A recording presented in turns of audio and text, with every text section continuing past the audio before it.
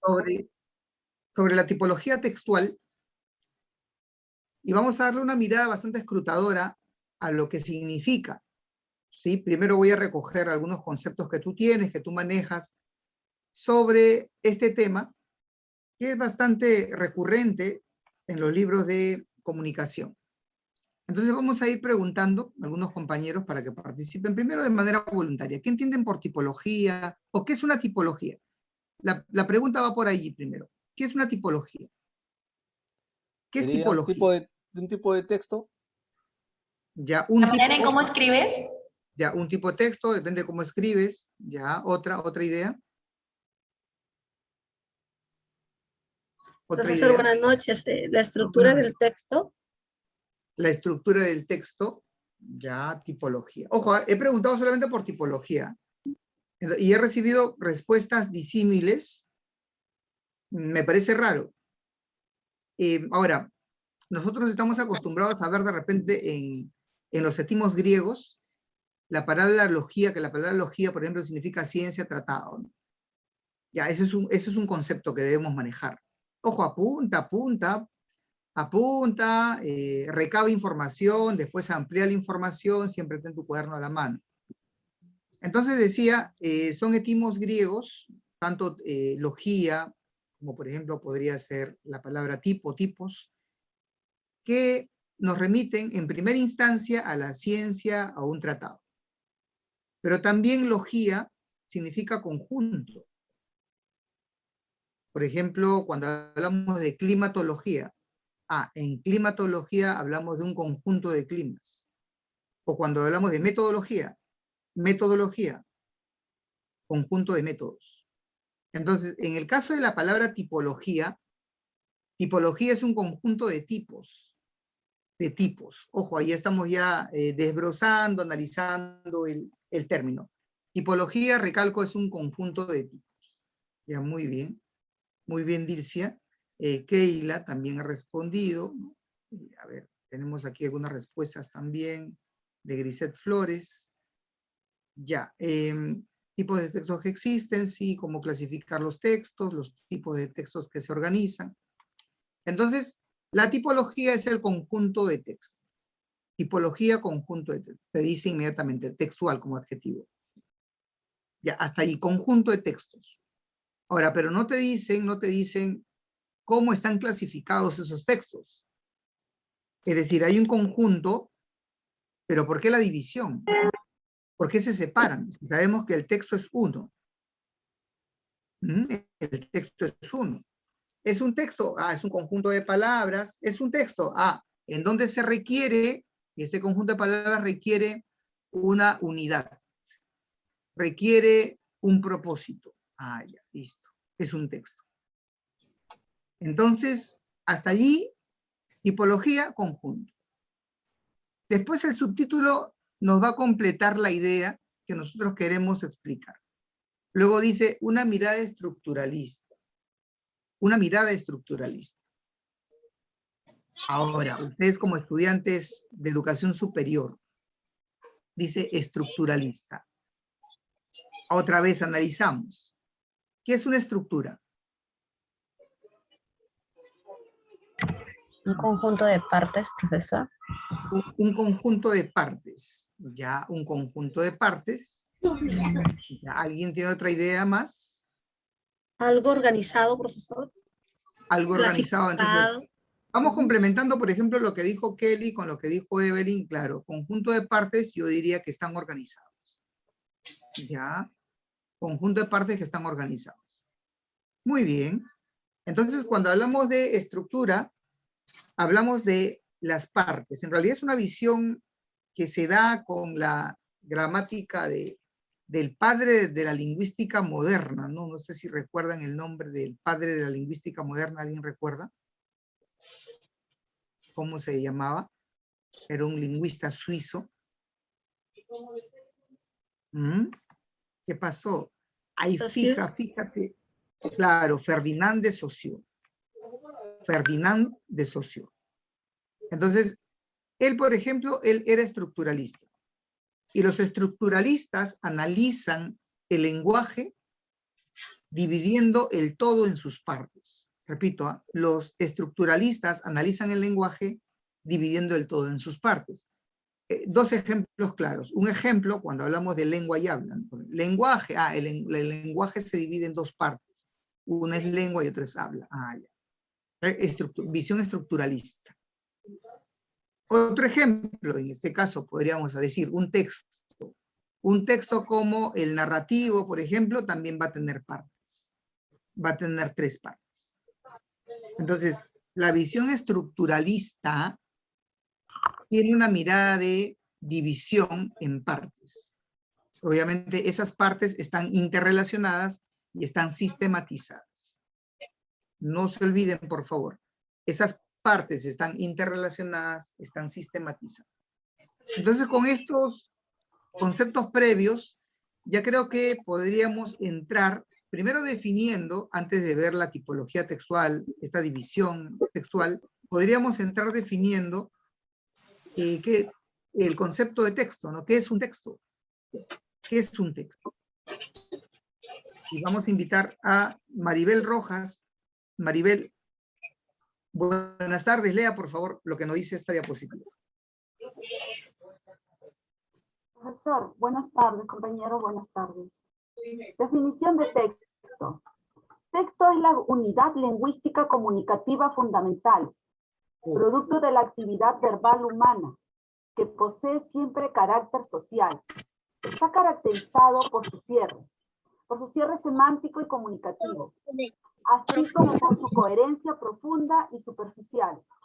El texto es la unidad de comunicación que tiene coherencia y cohesión.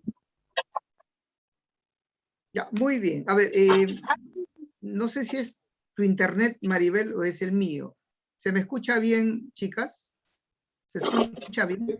Sí, profesor, se le escucha. Ya, perfecto, perfecto. Gracias, gracias.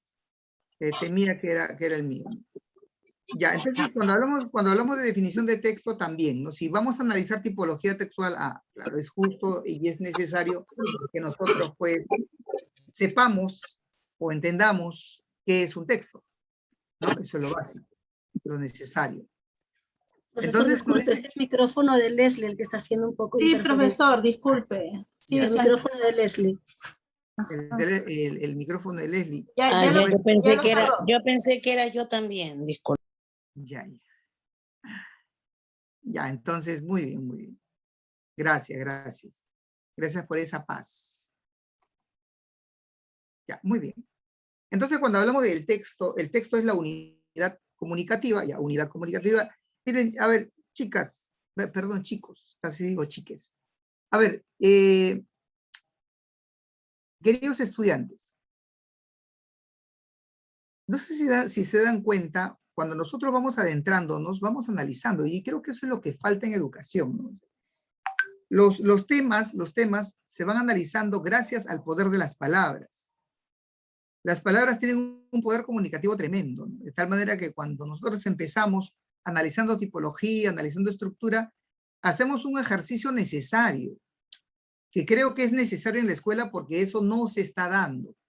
De frente estamos tan mecanizados, robotizados, que vamos tipología y listo, y no entendemos, simplemente, memorizamos que la tipología textual, pues, es el positivo, el narrativo, etc.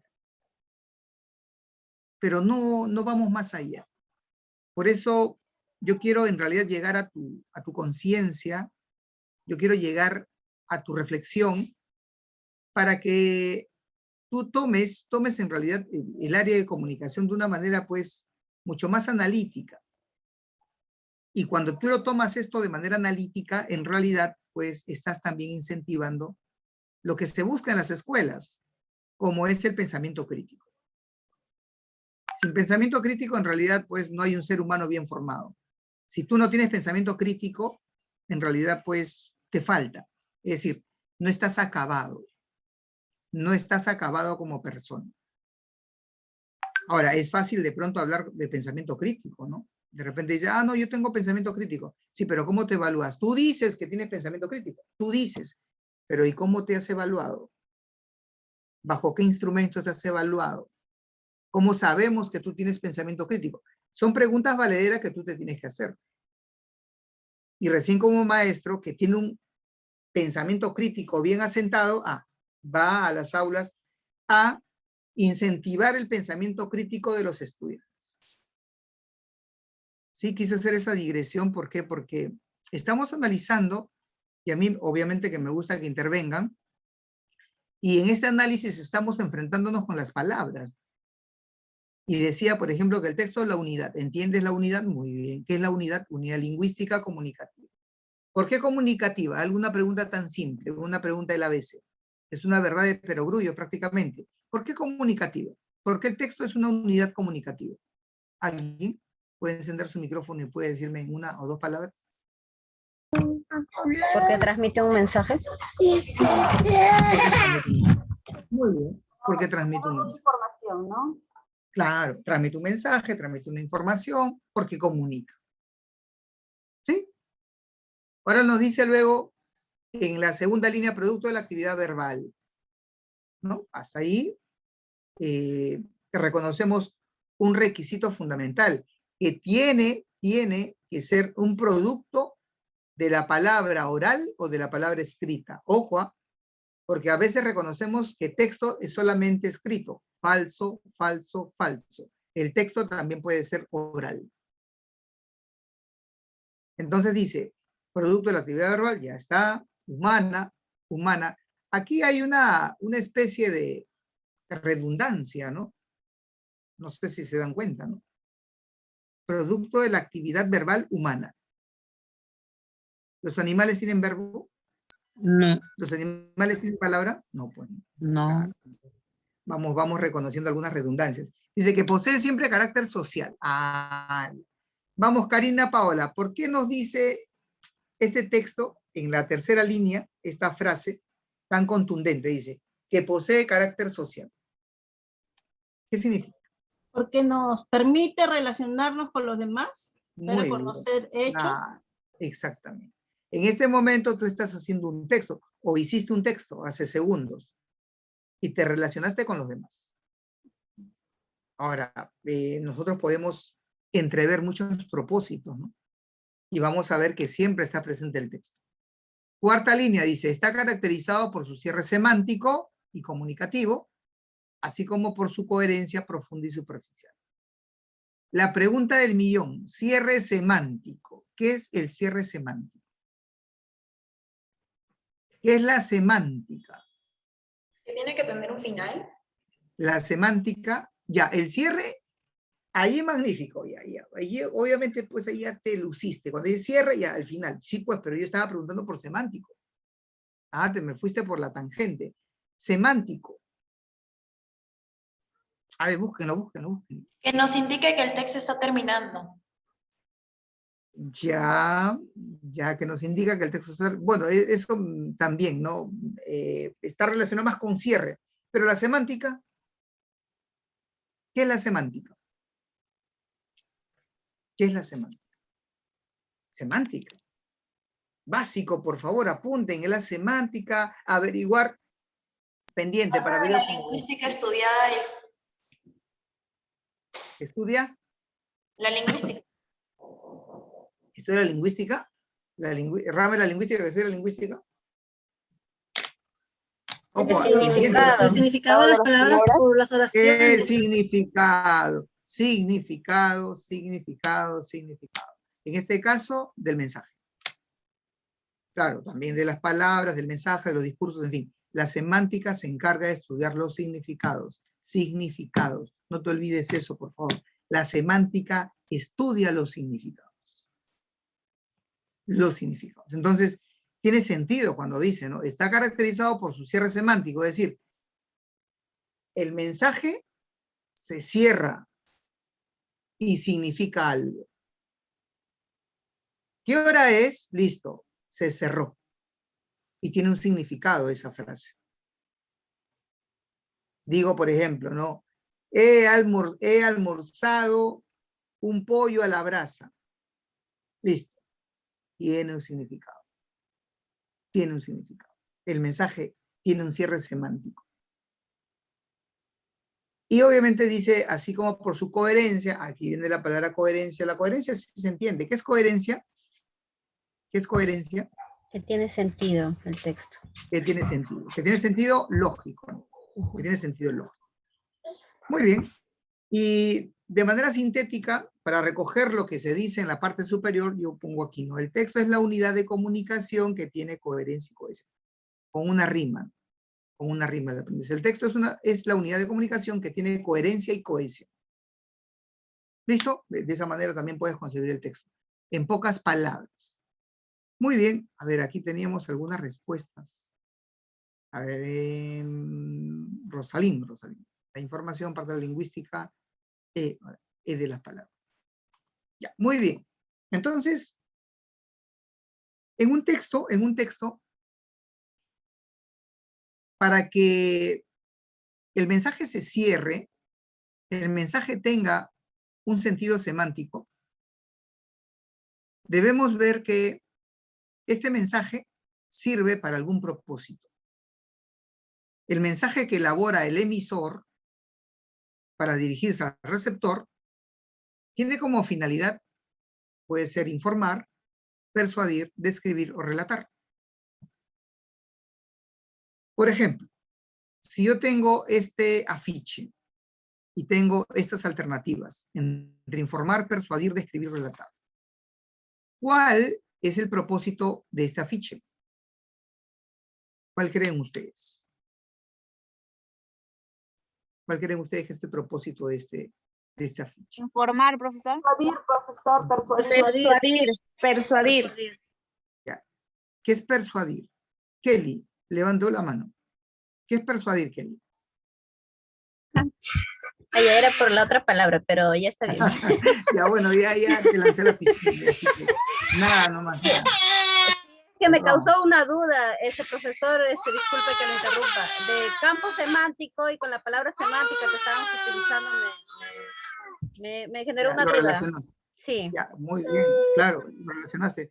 Entonces, lo que le decía, lo que pasa, chicos, si ustedes quieren saber comunicación, dentro del rosario de comunicación, lo digo como rosario, digamos, como una persona devota de la Iglesia Católica. Una persona devota de la Iglesia Católica obviamente tiene que tener su rosario, debe tener su rosario, ¿sí o no? Su Biblia católica, debe ir a la iglesia.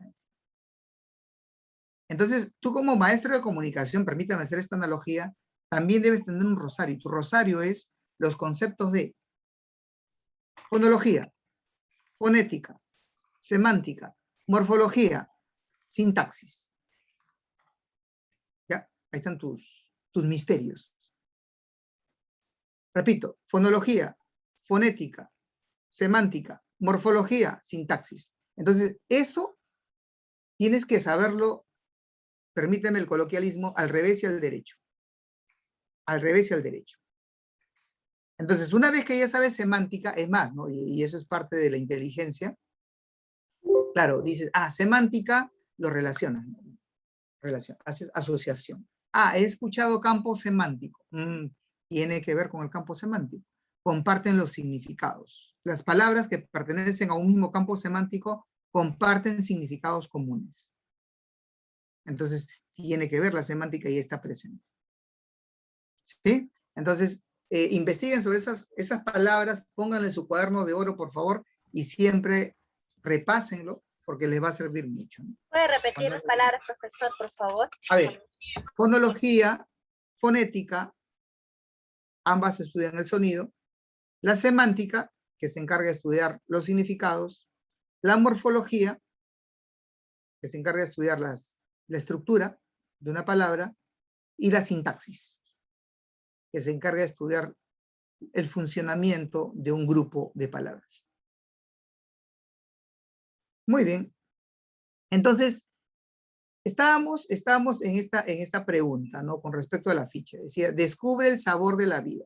Y yo le preguntaba a Kelly, porque bueno, sé que Kelly había levantado la mano hace rato, pero bueno, quise ponerla en aprietos. Pero bueno, Kelly también fue más astuta que yo y al final pues no me respondió nada. Ya, entonces vamos con otro compañero, con otro compañero. ¿Qué es persuadir? ¿Qué es persuadir? ¿Qué es persuadir? Porque algunos me dicen informar, persuadir con respecto a esta ficha. Convencer, profesor, inducir al público. Muy bien, claro. Convencer es persuadir, perdón. Convencer es persuadir, persuadir es convencer. Claro, es lo mismo. Claro, y ahí viene la parte interesante, ¿ah? Y con eso está razones, relacionado con el debate. Razones. Claro, claro. Somos seres humanos, es más, somos personas. Me ha entrado esta distinción siempre después de leer a Boesio. Ser humano, más arriba está la persona. Entonces, somos personas y como personas necesitamos siempre esgrimir razones. Esgrimir razones cuando afirmamos algo. Entonces, aquí se observa un acto de persuasión, un acto de querer convencer al receptor. ¿Por qué? Porque las frases las tenemos que reconocer, ¿no? Por eso es importante saber leer y saber entrever lo que quiere decir el que escribe el mensaje. ¿Qué cosa quiere decir? Descubre el sabor de la vida. Ay, esa es parte de tu pensamiento crítico también. Y tú te preguntas, ¿y cómo descubre el sabor de la vida? Y debajo dice, tomando yogur Gloria. Ya. Entonces, si yo quiero ser feliz, claro, si yo quiero ser feliz porque quiero que mi vida sea de colores, debo tomar yogur Gloria. Y debajo en la parte inferior dice, disfruta el placer de sentirte saludable. Sé que si yo quiero ser saludable, no tener enfermedades, eso es parte de un placer. Entonces voy a tomar yogur Gloria. Siempre, ya, me quedo con yogur, me convencieron. Falta de pensamiento crítico. La publicidad busca convencer, y especialmente caen los incautos, ¿no? Caen los incautos. Eso pasa, ¿no? Con mucha frecuencia, ¿no? Tanto en el WhatsApp, te ganaste un auto, 0 kilómetros. Envía tu clave del banco, ¿no? Te dice. Y tú rápido. Listo.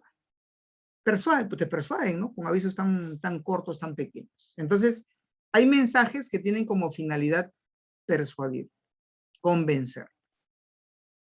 Ahora, a ver, debo de certeza por experiencia propia, argumentando, convencer. Ya. Muy bien, muy bien. Ahora, vamos a ver aquí. Tenemos otro aviso. Dice, fiebre amarilla, por única vez, vacúnate de una vez. Yo me vacuné con una sola dosis. ¿Quiénes deben vacunarse? Todas las personas desde los 15 meses de edad a 59 años. Aquellas personas que viajan por turismo o trabajo a zonas donde hay fiebre amarilla. Ya. Acá yo he puesto este aviso también, ¿por qué? Porque hay que reconocer de que a veces los textos no son puros. Es decir, no es como en el colegio, no dice, ese texto es enteramente persuasivo, o es enteramente informativo, o es enteramente descriptivo. A veces viene combinado. No sé si ustedes perciben cuál es la intención en este cartel amarillo. Por lo menos la intención final. ¿La intención final cuál es? Es persuadir. La intención final es persuadir, claro, muy bien. La intención final es persuadir, sí tienen razón. Bueno, es persuadir, pero hay que tomar en cuenta que aquí hay información. Ojo, todas las personas desde los 15 meses de edad a 59 años, información. Aquellas personas que viajan por información. Entonces podríamos hablar de una mezcla. Tienes razón, ojo, tienes razón, a pesar de que no lo he puesto, tienes razón. Pero, como te decía hace un momento, a veces no existen textos puros. Existe una combinación de intenciones. Porque yo para persuadirte primero te informo. Entonces te digo, por ejemplo, si quiero persuadirte de no comer esta alimentación alta en grasas saturadas.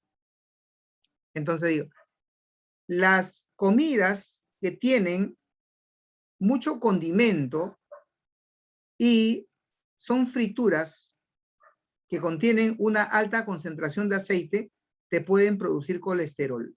Esa es la información.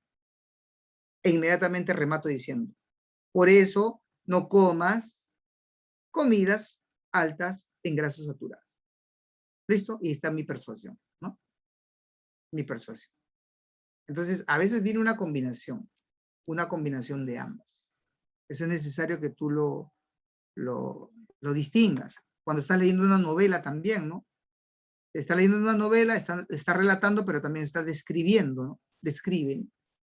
Así que tú como lector debes ser bastante escrutador, ¿no? Bastante analítico para ver un texto de diferentes maneras.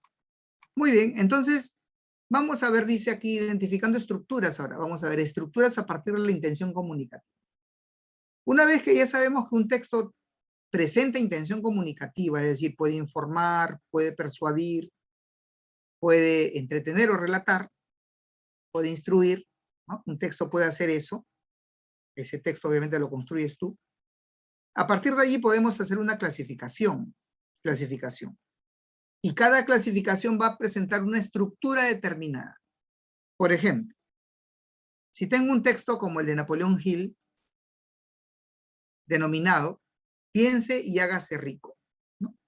Ese es un texto, ¿no? Es un libro voluminoso, de más de 300 páginas.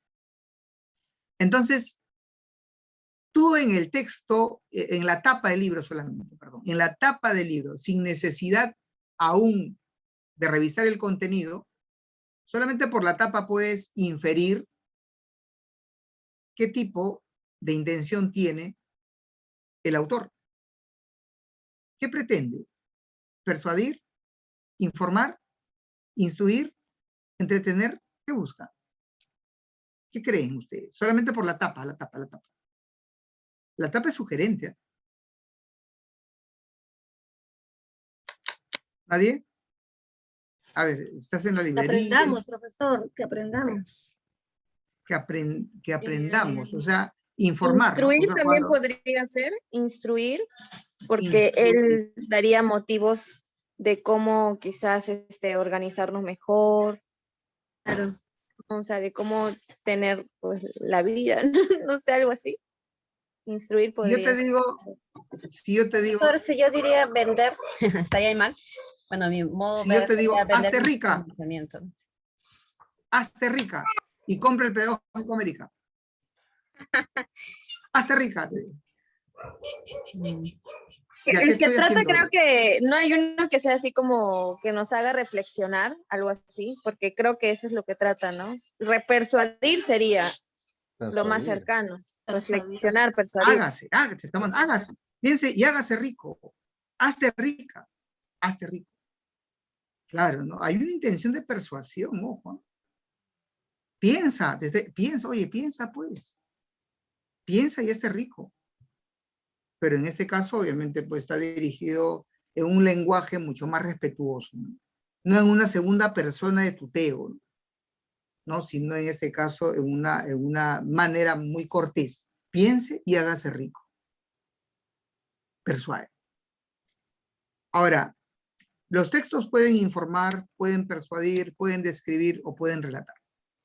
Esa es la gran realidad. Bueno, aquí tomo un ejemplo nada más de Napoleón Hill, pero hay textos, como te decía hace un momento, que lo puedes ver desde un enunciado pequeño, un afiche, puedes verlo en una publicidad, puedes verlo quizá en un libro. En fin, ahí ya depende de tu mirada, de ir reconociendo cuando un texto informa, cuando persuade, cuando describe, cuando relata o cuando hace todo a la vez. Por eso hay complejidad, ¿no? Porque uno dice, entonces un texto puede también informar y persuadir a la vez, sí. Un texto puede informar y relatar a la vez, sí. Un texto puede describir y persuadir, sí. Un texto puede persuadir y relatar, sí. Un texto puede hacer todo a la vez, sí. Y ahí la pregunta, ¿no? De algunos chicos que dicen, pero profesor, ¿y cómo sería la pregunta para un examen? Sí, pues es que estamos pensando en exámenes nada más, en alternativas múltiples. No te preguntarían, pues si un texto tiene todo, no te preguntarían, ¿no? Las preguntas irían por otro lado. Pero a veces solamente cogemos textos cortos, como en este caso, textos cortos y allí sí decimos, ¿no?